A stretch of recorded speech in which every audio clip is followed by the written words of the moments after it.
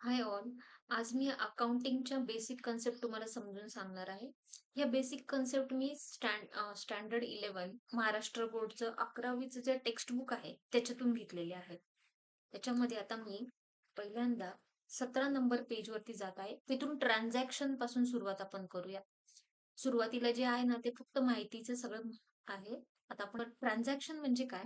तर ट्रान्झॅक्शन म्हणजे एखादी घटना बिझनेसमध्ये घडणे.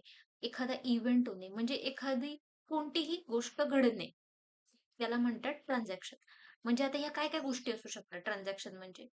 ट्रान्झॅक्शन म्हणजे बिझनेस चालू होणे, बिझनेसमध्ये भांडवल गुंतवणे, बिझनेसमध्ये सप्लायरला कडनं माल घेणे, माल विकणे, कॅश येणे, कॅश जाणे, बँकेमध्ये चेक जाणे, बँकेत पैसे विड्रॉ करणे, हे जे सगळे घडतात, ज्या गोष्टी घडतात त्याला म्हणतात ट्रान्झॅक्शन.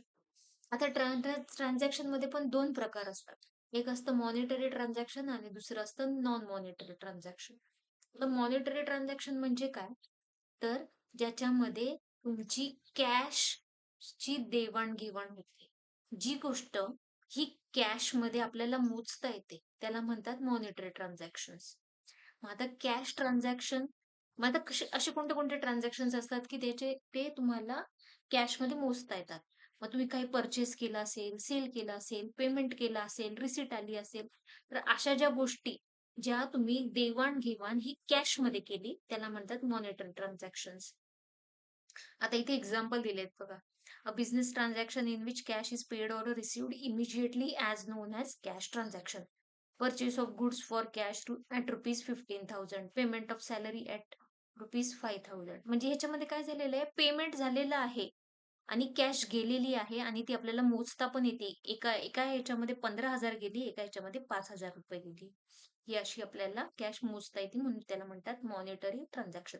म्हणजे मनी आलं, मनी गेलं म्हणून मॉनिटरी ट्रान्झॅक्शन. तर ह्याच्यामध्येच अजून एक्झाम्पल बघू. Cash transaction, credit transaction.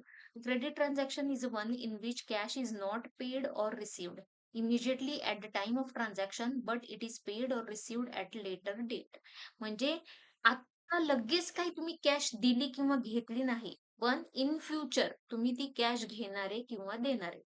For example, goods sold on credit to mister Aman at rupees 8,000. Sold machinery to mister Amar Singh on credit at rupees 20,000. म्हणजे अमनला आता आपण काय केलं? क्रेडिट वरती, उधारीवरती 8,000 रुपयांनी गुड्स विकले.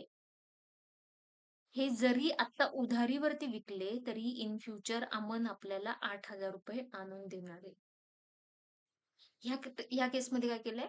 Sold machinery to Amar Singh on credit at rupees 20,000. 20,000 मध्ये आपण त्याला मशिनरी विकलीये. ऑन क्रेडिट विकलीये म्हणजे उधारीवरती विकलीये. इन फ्युचर तो आपल्याला हे 20,000 रुपये आणून देणार आहे. म्हणजे जरी आत्ता ह्या क्षणी तुमच्याकडे कॅश आली किंवा गेली नाही, तरी तुम्हाला ती माहिती आहे, की येणार ती आणि जाणार किती. म्हणून सुद्धा त्याला म्हणतात मॉनिटरी ट्रान्झॅक्शन. आता पुढचा भाग बघू त्यातला दुसरा बघा. Non monetary transaction. हे एक्झॅक्टली मॉनिटरी ट्रान्झॅक्शनच्या अपोजिट होतं. म्हणजे काय होतं, की ह्याच्यामध्ये कॅश कॅश तुम्हाला मोजता नाही येत, की किती आली, किती गेली. ही कॅशशी रिलेटेड ट्रान्झॅक्शन नसतं. म्हणजे काय काय असतं नॉन मॉनिटरी ट्रान्झॅक्शन मध्ये? म्हणजे एक सोपं एक्झाम्पल सांगते. एखाद्याला तुम्ही म्हणाला, की माझ्याकडे थोड्या खुर्च्या आहेत एक्स्ट्राच्या आणि तुझ्याकडे एखादा एक्स्ट्राचा टेबल आहे. तू मला एक टेबल दे, मी तुला 4 खुर्च्या देतो. तर असे जे ट्रान्झॅक्शन्स होतात ना, की ज्याच्यामध्ये तुम्ही गुड्सच्या बदल्यात गुड्सच देता, कॅश देत नाही, असे सुद्धा ट्रान्झॅक्शनला म्हणतात नॉन मॉनिटरी ट्रान्झॅक्शन. अजून याच्यामध्ये त्यांनी काय काय प्रकार दिलेले आहेत? तर नॉन मॉनिटरी ट्रान्झॅक्शन मध्ये entry, recording of a business transaction in a proper form or method in the books of accounts is called an entry. आता एंट्री म्हणजे काय? एंट्री म्हणजे थोडक्यात तुम्हाला एका बिझनेस मध्ये तुम्ही काय केलं, तर कुठलंही ट्रान्झॅक्शन केलं तर ते रेकॉर्ड केलं, त्याला म्हणतात एंट्री. आता फॉर एक्झाम्पल, बिझनेस सुरू केला तर त्याची एक एंट्री होणार. एंट्री होणार म्हणजे काय? ते लिहिलं जाणार बिझनेसमध्ये, की तुम्ही गुड्स आणले, कॅश आणली, किंवा गुड्स विकले, कॅश मिळाली. तर असे हे जे इव्हेंट्स होतात हे सगळे तुम्हाला एंट्रीच्या फॉर्ममध्ये बिझनेसमध्ये तुम्हाला रेकॉर्ड करावे लागतात. तर एंट्री म्हणजे थोडक्यात काय, नोंद. त्या गोष्टीची नोंद तुम्ही केली आहे. ते जे बिझनेस ट्रान्झॅक्शन झालेलं आहे त्याची नोंद केली आहे. पुढे आहे नॅरेशन. आता नॅरेशन म्हणजे काय, तर जी जी घटना घडली आहे म्हणजे जी एंट्री तुम्ही आता वरती केली ना त्याचं थोडक्यामध्ये एक्सप्लेनेशन असतं. जी ऑलरेडी घडून झालेली आहे तर त्याचं थोडक्यामध्ये एक्सप्लेनेशन असतं. नॅरेशन हे कधी पण भूतकाळामध्ये असतं म्हणजे पास्ट टेन्स मध्ये असतं. आता फॉर एक्झाम्पल नॅरेशन ही कधी पण बिंगनी किंवा फॉरनी सुरू होतं. फॉर एक्झाम्पल तुम्ही आता गुड्स सेल केले तर काय नॅरेशन देता तुम्ही, being goods sold in cash और being goods sold on credit. तर नॅरेशन म्हणजे थोडक्यामध्ये त्या एंट्रीचं एक्सप्लेनेशन असतं. आणि गुड्स म्हणजे काय, गुड्स म्हणजे काय, तर तुम्ही जे डेली तुमच्या बिझनेसमध्ये जे ज्या गोष्टी तुम्ही सेल करता, परचेस करता त्यांना म्हणतात गुड्स. मग गुड्स म्हणजे refers to merchandise, commodities, articles, things which trader trades. म्हणजे जो व्यवहारामध्ये त्याच्या डेली विकतो किंवा घेतो त्याला म्हणतात गुड्स. फॉर एक्झाम्पल एखादं स्टेशनरीचं दुकान असेल तर स्टेशनरीचा जो काही पेन, पेन्सिल, वही, नोटबुक, टेक्स्टबुक तो जो काही देतो घेतो त्याला म्हणतात गुड्स.